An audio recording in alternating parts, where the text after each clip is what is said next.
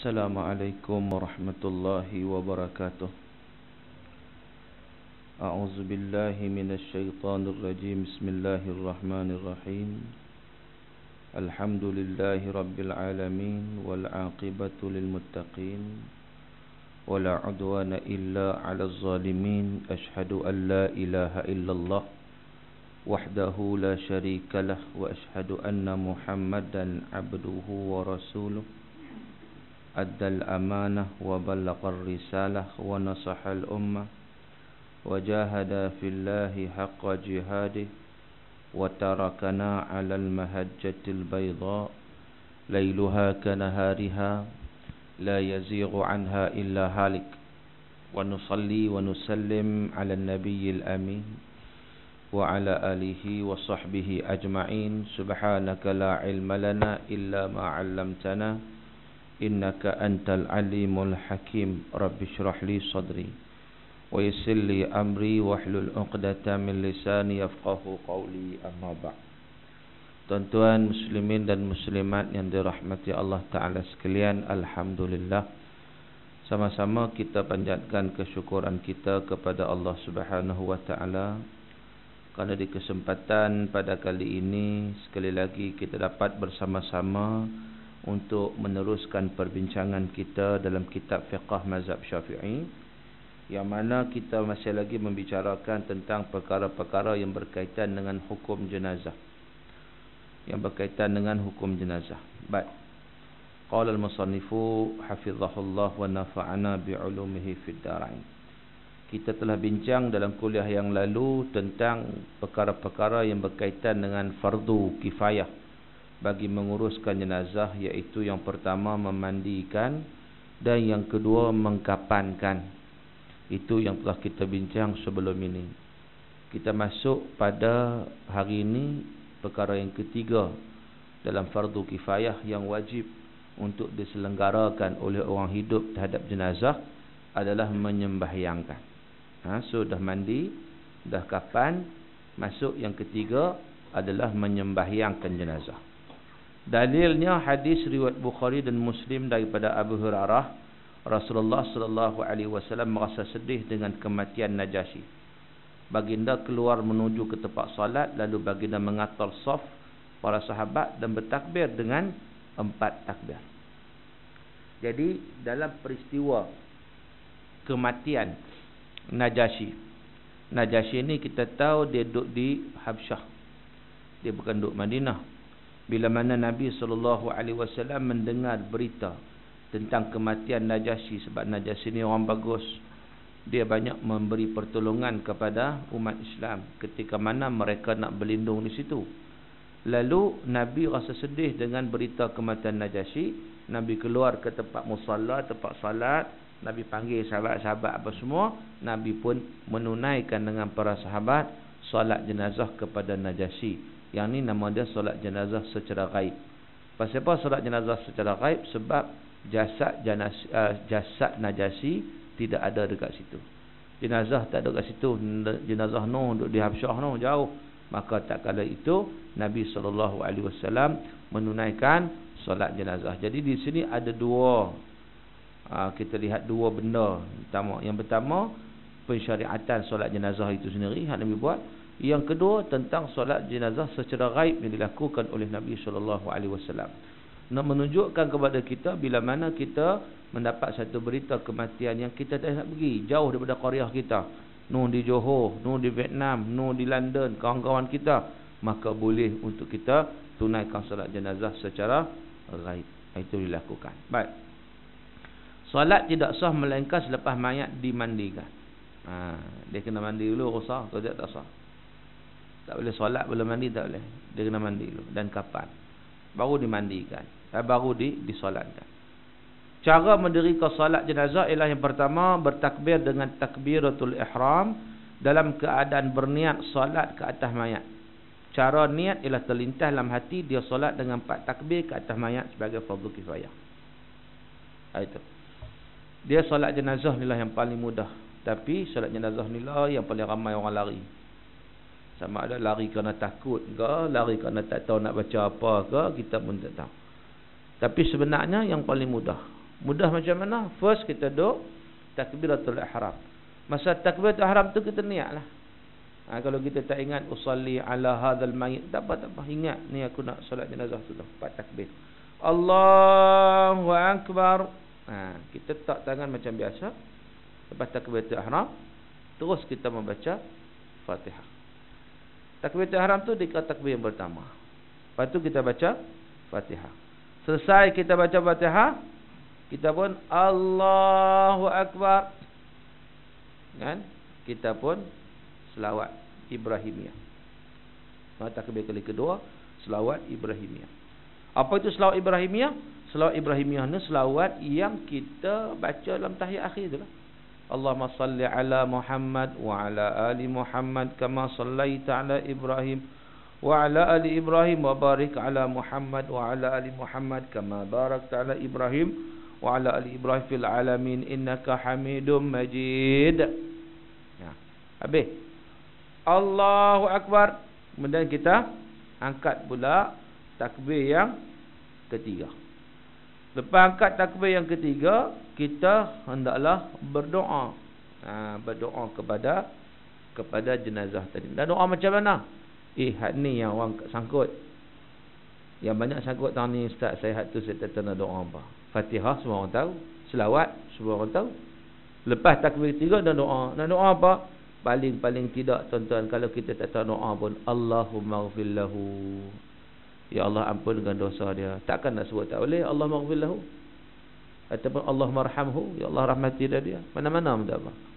Sekurang-kurangnya kalau kita tak tahu nak doa apa sekalipun, tak ngapai katakan. Tak mengapai. Sebut yang tu, Allahumma ghfir lahu, Allahumma ghfir lahu, Allahumma ghfir lahu, Allahumma ghfir lahu, ya Allah ampunkan dosa dia. Jadi itu sekurang-kurangnya kita boleh baca doa. Yang nak sempurna, hafallah doa-doa yang maksur. Antaranya disebut di sini, Allahumma ighfir li hayyina wa mayyitina wa syahidina wa ghaibina wa saghirina wa kabirina wa dhakarina wa unthana. Allahumma man ahyaitahu minna fa ahyihi 'alal Islam wa man tawaffaitahu minna wa fatawaffahu al iman. Itu sekurang-kurang boleh juga kita baca demikian, ya. Kalau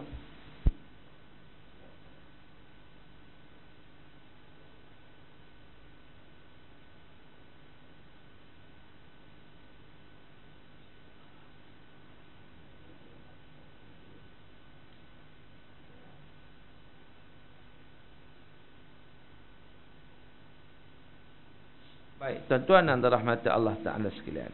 Dan begitu juga boleh berdoa macam-macam doa ni. Yang paling masyhur doanya ialah yang kita selalu bacalah. Doa ni macam-macam dia bawa sini, contohnya saya baca doa tadi. Kemudian boleh juga baca Allahumma hadza abduka wa ibnu abdaika.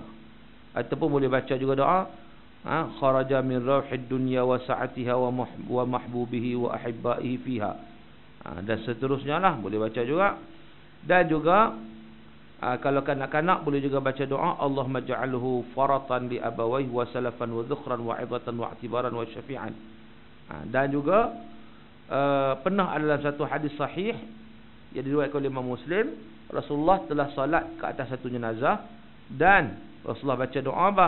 Allahumma ighfir lahu warhamhu wa'afihi wa'fu anhu wa akrim nuzulahu wa wasi' madkhalahu waghsilhu bil ma'i wath thalji wal barad wa naqqihi min al khataaya kama yunqqa ath-thawbul abyad min danas wa abdilhu daran khairan min darihi wa ahlan khairan min ahlihi wa zawjan khairan min zawjihi wa adkhilhu al jannah wa qihi fitnatal qabri wa 'adzaban nar. Baik, itu doa yang masyhur. Yang apa-apa sebenarnya apa-apa doa boleh baca. Masa takbir yang ketiga, takbir yang pertama Allah, takbir itu ihram, Allahu akbar, baca Fatihah. Kita pergi doa Allahu akbar, selawat kat Nabi. Tapi ketiga Allahu akbar, baca doa. Doa dia disebut tadi apa-apa doa pun tak apa. Sekurang-kurangnya Allahumma ighfir lahu.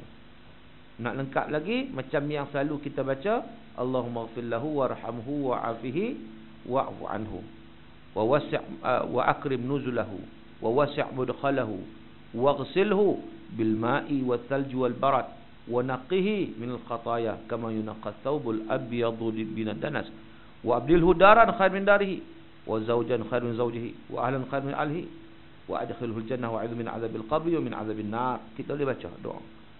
Macam sebut tadi kalau kita hafal. Kalau kita tak hafal, Allahumma ighfir lahu saja kita ulang-ulang. Habis yang ketiga.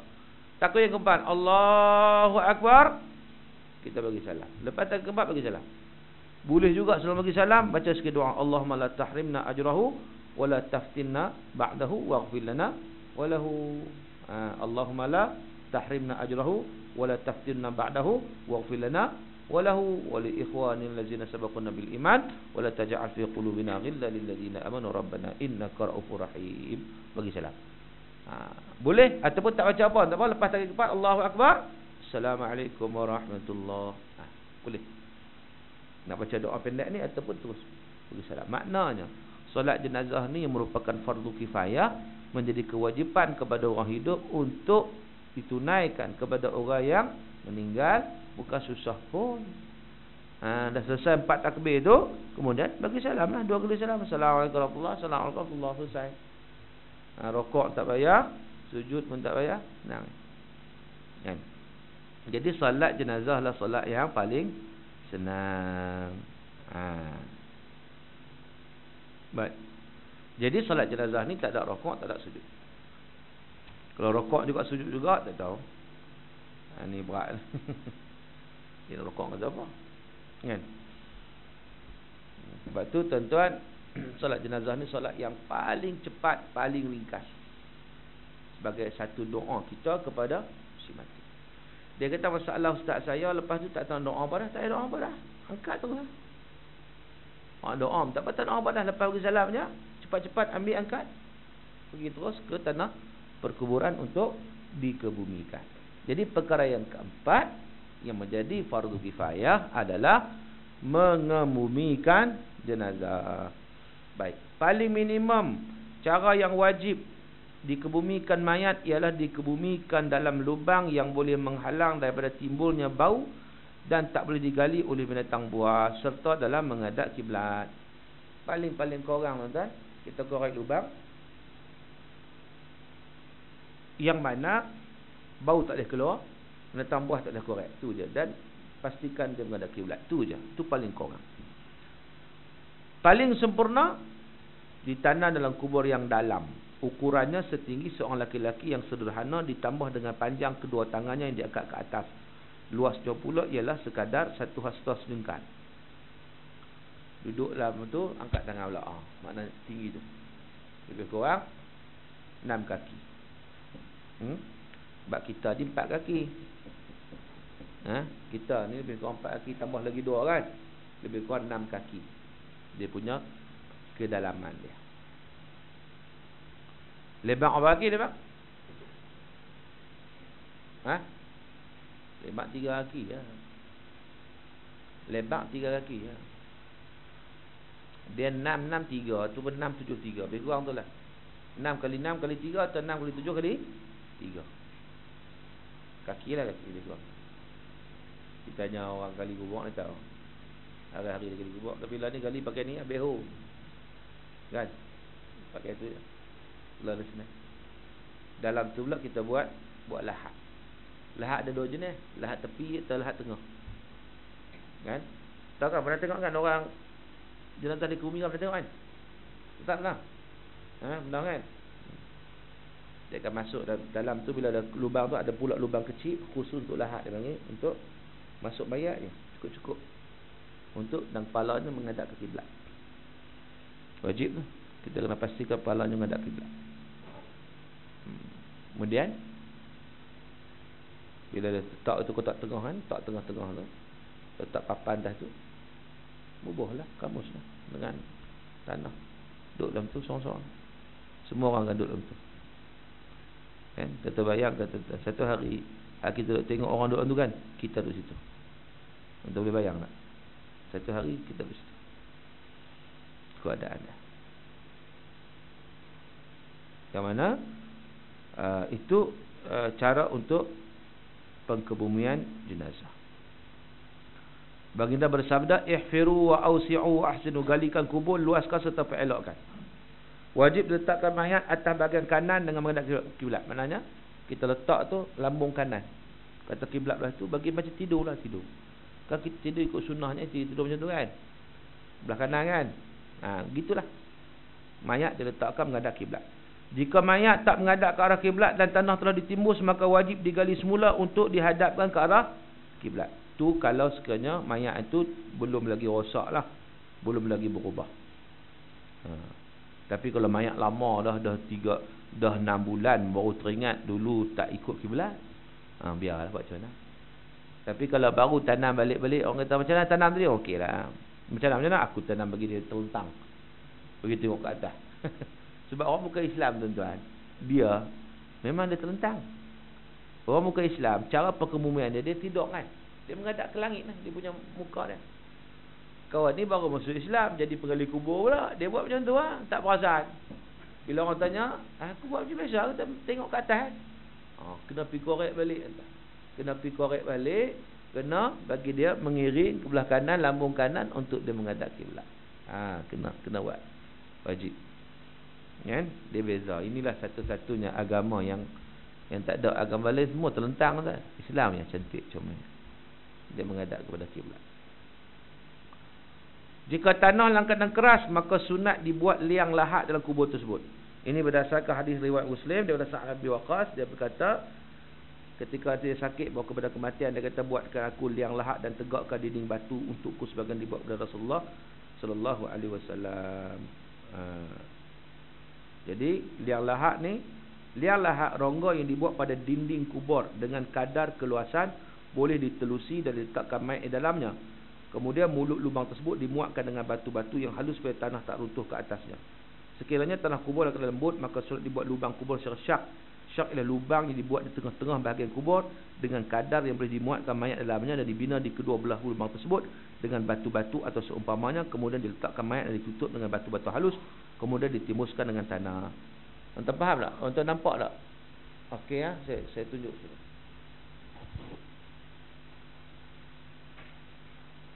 Dia kalau kubur kan, dia lahat di sini. Dia korek lubang tepi. Permukaan ni beratang. Tepi ni. Kubur mayat. Tutup sini je lah. Tapi kalau syak, dia tak tengah-tengah ni. Ini biasa tengah-tengah. Dia kena syak. Itu lubang tengah ni. Jadi masuk mayat tu tutup sini. Lepas tu tambahkan. Berdasarkan tempat kita yang mana? Syak ke lahat? Tepi ke tengah? Tepi. Atau tepi dia panggil lahat. Kalau tengah dia bisa. Dia ikut tanah. Kalau tanah keras, kalau tanah lembut, tanah. Belakang ada belakang. Ada setengah tempat memang dia guna lahat tepi, ada setengah tempat dia guna syak tengah. Mengikut keadaan tanah perkuburan tersebut. Tanah menggali kubur dia tahulah, sebab dia hari-hari dia gali, dia tahu kawasan tu macam mana. Kan kalau kawasan beraya itu tengah dia tak buat tepi sebab runtuh. Buat tepi itu beram runtuh tu tak boleh nak tak macam mana kan. Yang mana keras baru boleh buat elok ke dalam tu. Baik, disunatkan agar mayat ditarik daripada bahagian kepalanya setelah ia diletakkan bahan pada dalam kubur untuk dikebumikan, kemudian dihulur dengan perlahan dalam liang kubur. Mana? Turun kepala dulu. Tetapi dalam sudut pelaksanaan hari ni dia tak buat gitu sebab payah. Kubur orang begini, dua orang, 3 orang. Jadi bawa mayat, kepala sini, kaki sini, terus pegang. Pegang sini, turun. Kan? Tapi kalau nak buat turun betulnya daripada kepala. Kepala, turun. Kepala, turun. Bukan kaki tu, kepala. Ataupun kadang-kadang ini dia pukul berhenti ya. Boleh lah kan. Semuanya kalau nak buat turun, nak eloknya turun kepala dulu. Ditarik kepala kan, kemudian barulah awak dia bateri cepat sangat habis ni. 30%, tak sampai berapa minit, 15% lah. Cepat sangat habis bateri. Baik, tuan-tuan dan rahmat Allah Taala sekalian. Itu keadaan dia. Abu Daud meriwayatkan dengan sanad yang sahih, Abdullah bin Yazid Al-Khatami As-Sahabi telah memasukkan Al-Haris ke dalam kubur dari arah kedua kaki kubur dan menyatakan ini sunnah.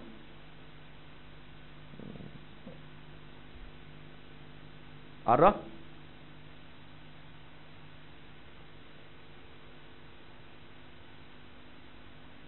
apa maksud dia ni?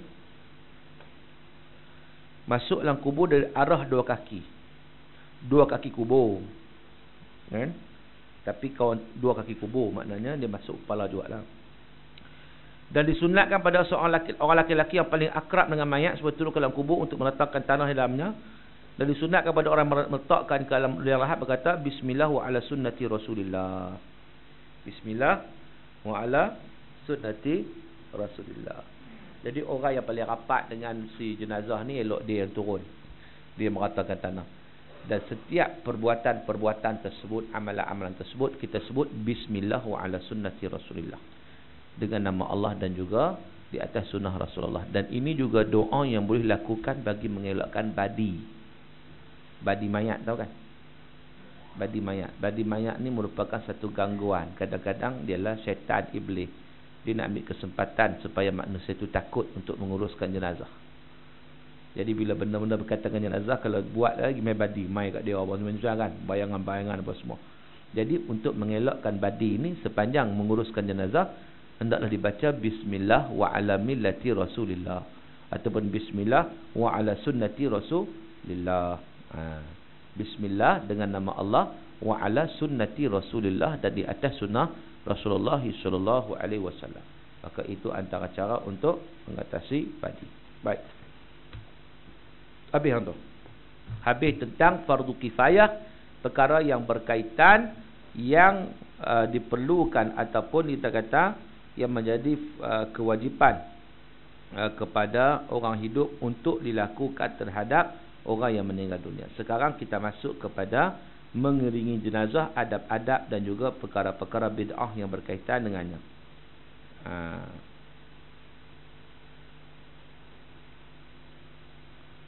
Baik. Hukum mengiringi jenazah. Sunat bagi golongan lelaki mengikut jenazah dan mengiringinya hingga ke kuburnya.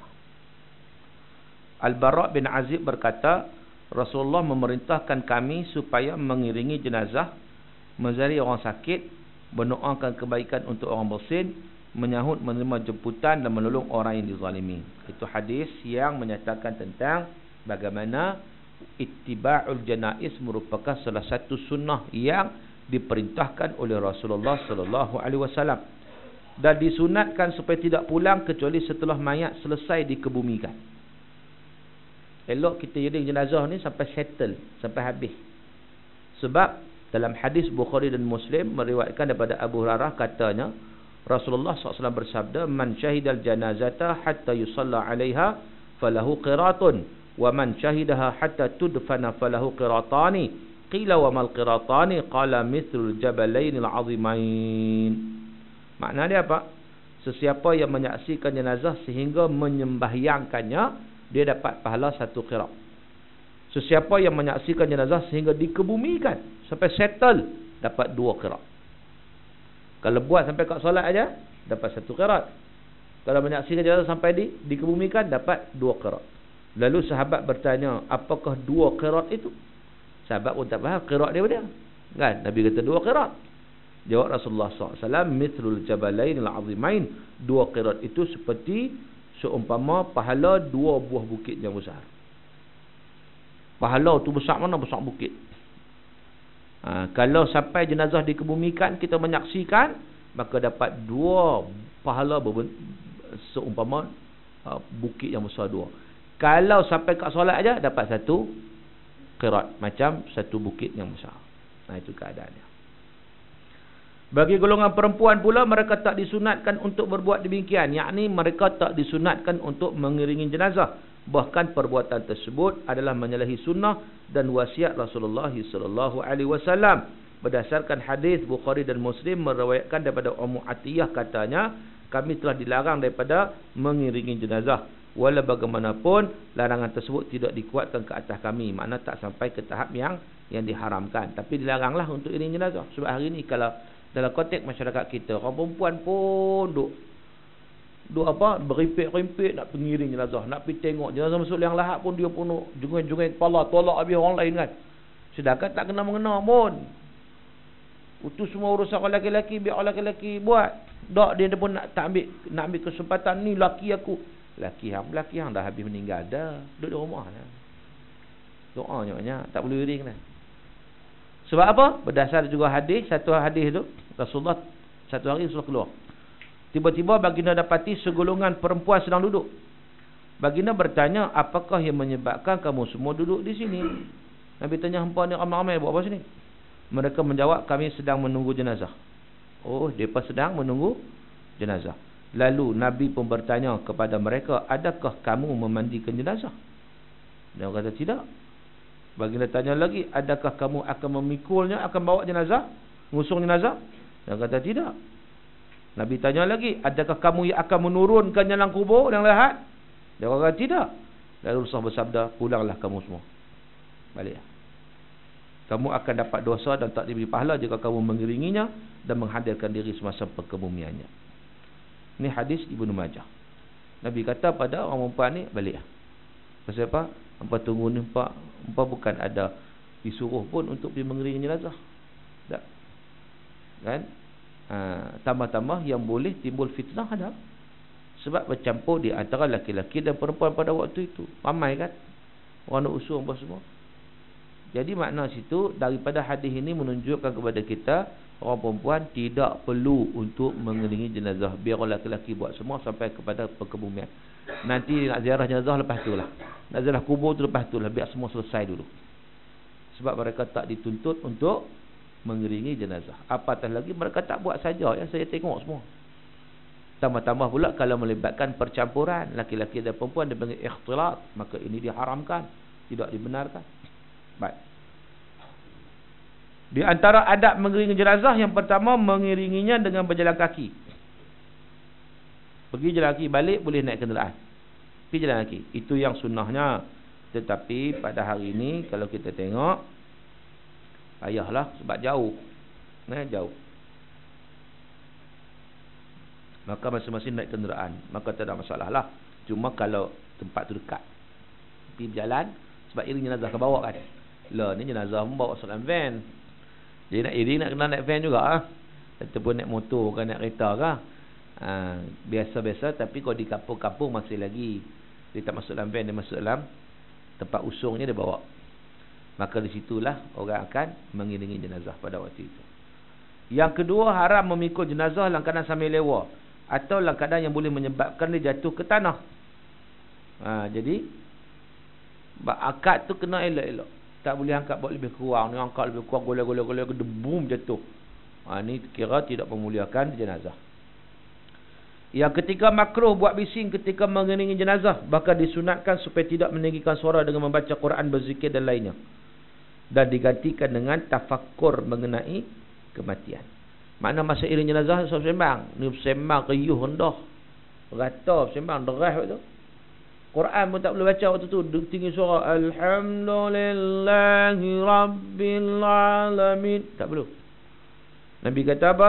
La tutba'ul janazah bi sautin wala nar. Jangan diiringi jenazah dengan bersuara dan bawa api. Maknanya apa-apa. Biar senyap bawa tu. Jalan. Bertafakkur. Ingat mati. Kan? Ingat mati. Bahawa mati itu akan datang pada bila-bila masa. Hari ini datang pada sahabat kita, jiran kita, keluarga kita, tetangga kita. Satu hari, satu masa, satu keadaan dia juga akan datang kepada kita. Jadi kita bertafakkur. Yang keempat, yang lebih afdal bagi orang yang mengiringi jenazah ialah berjalan di bahagian hadapan berdekatan dengan jenazah, kerana mereka semua adalah pemberi syafaat kepada jenazah di sisi Allah Ta'ala. Maknanya, Ibnu Umar kata, aku lihat Nabi Abu Bakar dan Umar berjalan di hadapan jenazah. Abu Daud meriwayatkan Nabi bersabda, ar-rakibu yasiru khalfal janazah wal masyi khalfaha wa amamaha wa an yaminiha wa an yasariha qariban minha. Orang yang berkenderaan hendaklah berjalan di belakang jenazah. Orang yang berjalan kaki berada di belakang, hadapan, di sebelah kanan dan kiri berdekatan dengan jenazah. So kenderaan duduk belakang. Orang berjalan kaki depan, kiri, kanan. Belakang kenderaan. Seorang Muslim tidak dilarang untuk mengiringi jenazah kaum kerabatnya yang kafir. Bahkan tindakannya itu tidak dihukum makruh. Boleh, harus. Sahabat kita, jiran kita, adik-beradik kita, dia bukan Islam. Maka ketika itu meninggal, boleh kita pergi. Boleh kita iring jenazah sampai ke tanah perkuburan. Tidak ada apa-apa masalah. Yang tak boleh kita melaksanakan upacara-upacara agama yang ada dalam agama orang itu. Tak boleh lah. Yang syirik pada Allah. Tapi setakat mengiringi jenazah itu dibenarkan. Dan sunat mengucapkan takziah kepada keluarga si mati dalam masa 3 hari daripada tarikh kematian. Berdasarkan hadis Ibnu Majah, "Ma min muslim yu'azzi akhahu bi musibatin illa kasahu Allah min hulul karamah yaumil qiyamah." Tidaklah seorang muslim itu mengucap takziah pada saudaranya yang ditimpa musibah, melainkan Allah akan memakaikannya dengan pakaian kemuliaan pada hari kiamat. Jadi kita ucapkan takziah. Ucap takziah ni apa? Kita bagi semangat pada dia untuk bersabar. Kan kita menghiburkan dia daripada kesedihan. Contoh kita sebut begini, moga Allah Ta'ala memberi ganjaran yang banyak, ada hikmah banyak ni kemah dia, mudah-mudahan Allah Ta'ala bagi ganjaran dan kelebihan yang banyak di atas kesabaran ini. Tu takziah ni bukan sekadar sebut takziah aja. Kadang bila sebut takziah kita tak rasa feel tu. Takziah. Jadi tak ada apa. Tapi kalau takziah tu maknanya kita sabarlah, insya-Allah sabar, ada banyak pahala tu insya-Allah. Ada banyak kebaikan tu, sabarlah. Itu takziah. Takziah ni makna kita memberi motivasi kat dia. Kita bagi semangat kat dia. Kita menyabarkan dia itu. Bukan semata-mata perkataan takziah. Orang kita sebut takziah sungguh sebut takziah. Takziah muka kelak tu. Takziah. Muka langsung tak ada. Kawan tu tengok lagi sedih dah. Kan? Jadi tuan-tuan, kita patutnya kita bagi dia kekuatan, bagi dia menyabarkan dia. So takziah sunat 3 hari ya. Lepas tu tak sunat dah. Lepas pada hari tak boleh takziah dah. 3 hari saja. Makruh mengucapkan takziah selepas 3 hari. Makruh. Kecuali bagi yang bermusafir. Musafir tak apalah, dia baru balik pun sampai. Kan masa mati tu dia tak ada. Ini kerana kebiasaannya rasa sedih pada waktu tersebut telah pun hilang dan berakhir. Oleh itu tidak elok diingatkan kembali peristiwa kematian yang telah berlaku. Jadi makna takziah ni dan 3 hari tu je. Sebab apa? Sebab kita tak elok untuk mengingatkan lagi kematiannya. Begitu juga makruh ucap takziah berulang kali. Ulang kali, lepas takziah no. Sekejap, takziah no. Ya, takziah no. Ya, apa ni? Tak berhenti takziah aja. Jadi jangan berulang kali. Seeloknya takziah diucapkan selepas kebumian. Lepas ke bumi semua barulah ucap takziah. Sebab apa? Sebab sebelum itu keluarga dia sibuk nak menyerahkan jenazah, nak mandi, nak apa. Kan mestilah keluarga nak take part sekali kan pada jenazah tadi. Maka waktu tu jangan nak kacau lagi. Lepas pada tu barulah kita ucap takziah. Itu pun dalam keadaan keluarga tu okey, tapi kalau kita tengok keluarga tu sedih sangat, jenazah dah lama lagi sedih menangis, waktu ni kita pentingnya kita mentakziahkan dia, makna kita bagi semangat kat dia kan. Lafaz takziah, a'zamallahu ajraka wa ahsana azaaka wa ghafara limayyitika wa awadaka Allah an musibatika khaira. Semoga Allah memberi ganjaran yang besar kepadamu, mengelokkan kesabaranmu, mengampunkan si mati, dan semoga Allah menggantikan musibah yang berlaku dengan kebaikan untukmu. Maknanya itu makna takziah ni, dia ada lafaz-lafaz yang nak bagi strong pada dia. Waris nak bagi strong, bagi kuat. Maka kita doa, moga-moga kamu sabar ni dapat ganjaran yang besar. Moga-moga si mati pun alhamdulillah dia mati bagus. Jangan risaulah. Jadi kita bagi motivasi kat dia. Kan? Jadi makna itu makna dia takziah. Baik, selesai yang tu. Kita masuk tajuk bid'ah dalam menguruskan jenazah. Ini. Bid'ah dalam menguruskan jenazah. Apakah perkara-perkara bid'ah yang berlaku dalam menguruskan jenazah?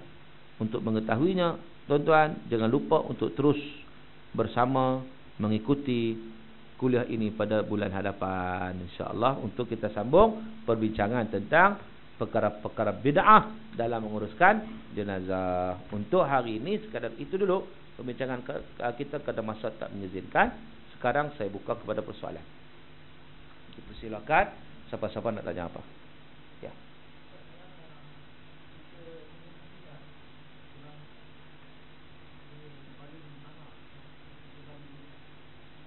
Baling tanah.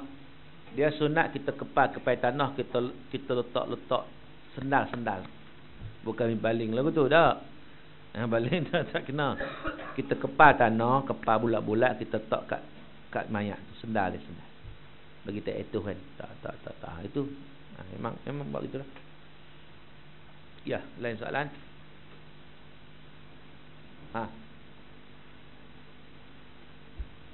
Perempuan?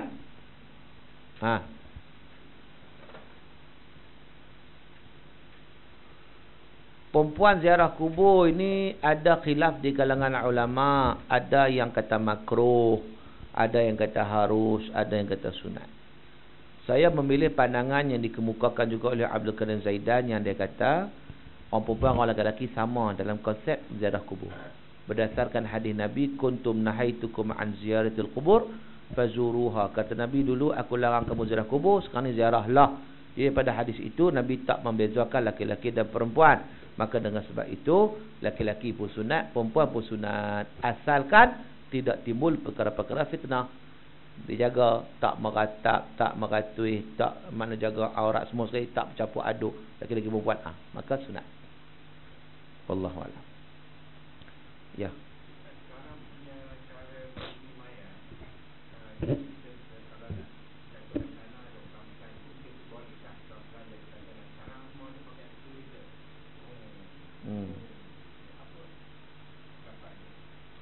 Baik, dia sebenarnya paling asasnya ialah kita mengkebumikan.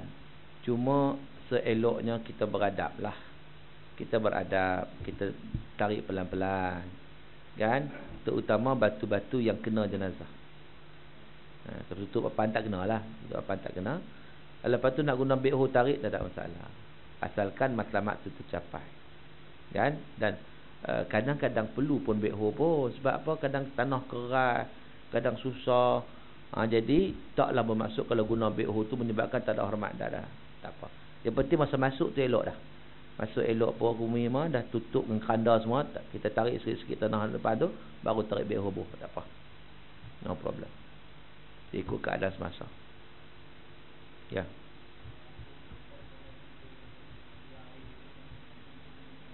Ada apa? Boleh. Jangan ada kepercayaan sudah. Bunga-bunga yang pertama jangan membazir, jangan meniru orang kafir. Orang kafir tak kalungan bunga, haram bab membazir. Kita kalau tak bunga melok nak bagi wangi, no problem. Kalau tak air tujuan untuk apa? Kan? Kalau kita ingat Nabi pernah renjiskan air di kubur anak Nabi Ibrahim, tak apalah. Bolehlah. Tapi kalau kita buah air itu dengan anggapan bagi sejuk mayat ni, kesian dia duduk dalam tu, dia ngangam mulut, buah air minum kan. Itu khurafat lah. Tak boleh. Tapi kalau kita buah air tu just nak bagi suasana tu sejuk. Kamu musim panas kan. Kita pun tak selesa. Mayat tak kena mengena tu. Mayat tak kena. Kita tu. Dia lebih keselesaan kita. Macam mana? Kan? Jadi tak nak berdebu, tak nak apa. Nak tak. Okay, no problem. Cuma jangan ada kepercayaan tertentu. Yang tidak ada. Asal usulnya.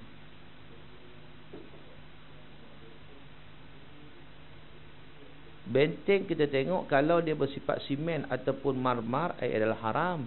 Kerana ada dua benda faktor haramnya. Yang pertama, dia tanah wakaf. Bila tanah wakaf, kita tak jadi hak milik sendiri.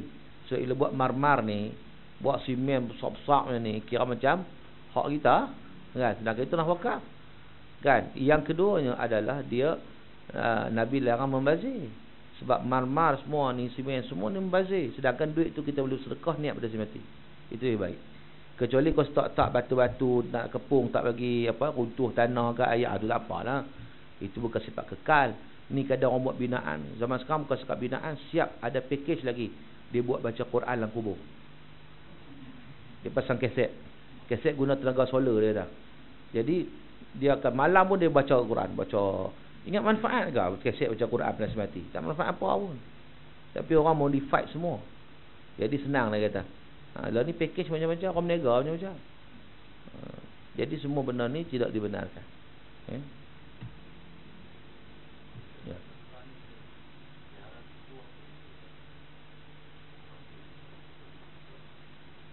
Ziarah kubur, adab dia. Adab ziarah kubur, yang pertama kita bagi salam. Kan dia masuk kita bagi salam. Yang keduanya kita berdoa untuk si mati. Yang ketiganya disebut juga dalam kitab Al-Fiqh Islami wa Adillatuh, dia kata boleh kita menghadiahkan baca ayat Quran, boleh. Kita doa dan juga kita baca Quran dan kita doa, kita hadiahkan pada si mati sampai kita bertafakur untuk mengingat kematian. Itu saja.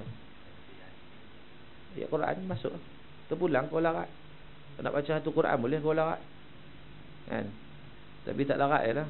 Maknanya baca Fatihah pun tak apa, doa pun tak apa, apa-apa juga tak masalah.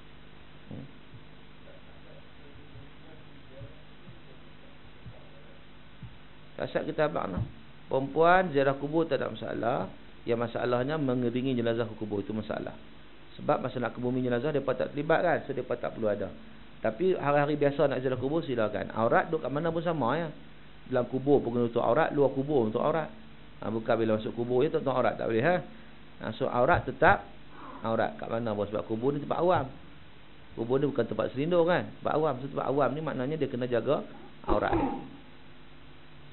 Dan kena jaga juga emosi dia, supaya tidak meratak-ratak yang seolah-olah tidak menerima ketentuan dan takdir daripada Allah.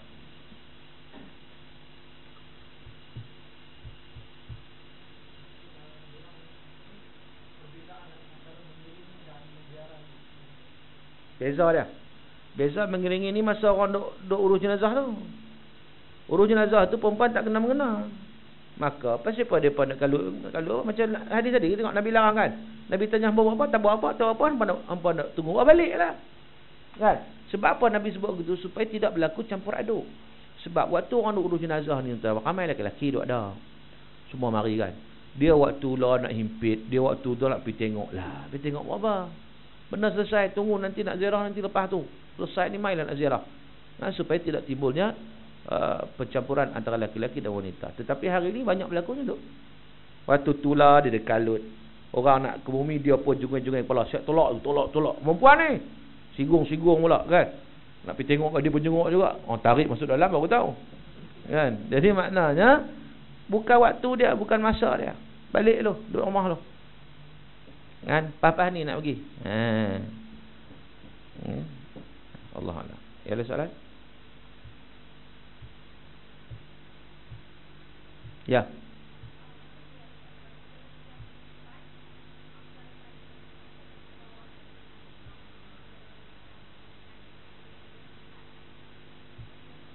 Wala tadri nafsun bi ayyi ardin tamut. Manusia itu tak tahu nak mati di mana. Maka disunatkan untuk di mana dia meninggal, di situ dia dikebumikan. Sebab itu kita tengok Nabi SAW. Nabi berasal di Mekah. Tapi bila Nabi wafat di Madinah, Nabi dikebumi di mana? Madinah. Pasal tak di Mekah. Kalau ikut Nabi, memang Nabi jiwa Mekah banyak. Nabi teringat tempat orang kata tempat lahir, tempat apa lagi? Tempat lahir lagi dikenang, tempat jatuh lagi dikenang. Ini kan pula tempat embuhlah, tempat apa pun. Jadi maknanya memang dari kita perasaan kita suka tempat kita tu. Tetapi nak hatta Nabi SAW sendiri bila Nabi berhijrah ke Madinah, meninggal di mana? Wafat di mana? Tanah di Madinah. Maka di situ dia yang pentingnya disegerakan pengkebumian. Sebab tu disunatkan kalau mati di situlah, tak boleh balik kampung. Tapi orang kita ni sentimental. Payah kau tak balik kampung lah. Habis dia riuh macam mana nanti aku nak pergi ziarah macam mana. Lah doa cukup lah. Kan? Doa. Dia berada dalam barzah, bukan duduk situ. Orang ditanam di kubur tu kan, bukan duduk situ. Jasad dia duduk situ. Kan? Dia tak ada di situ, tak ada. Hidup di alam barzah, alam khusus. Nak tahu macam mana alam ni, kena mati dulu. Nak cerita tak tahu nak cerita kan. Sebab dia benda gaib. Mati tahulah. Tapi bukan duduk di kubur tu. Kubur tu jasad ya. Betul habis ke tu je. Tulang jadi apa kan. Tapi kita pergi ziarah tu dengan tujuan boleh kita ingat kita sendiri, kematian dan sebagainya kan. Maka dengan sebab itu sunnahnya di mana dia meninggal, di situlah dikebumikan. Di qaryah itulah. Okay. Allahu a'lam. Lain soalan? Lagi? Tak ada Okey, tak ada, kita putus sekadar itu. InsyaAllah mudah-mudahan sikit sebanyak kita bincang diberkati dan dirahmati oleh Allah Ta'ala oleh Allah Ta'ala. Jadi apa yang baik datang daripada Allah. Sudah saya maaf sekian aqulu qauli hadza wa astaghfirullahal azim li wa lakum. Assalamualaikum warahmatullahi wabarakatuh wa aqimus salat.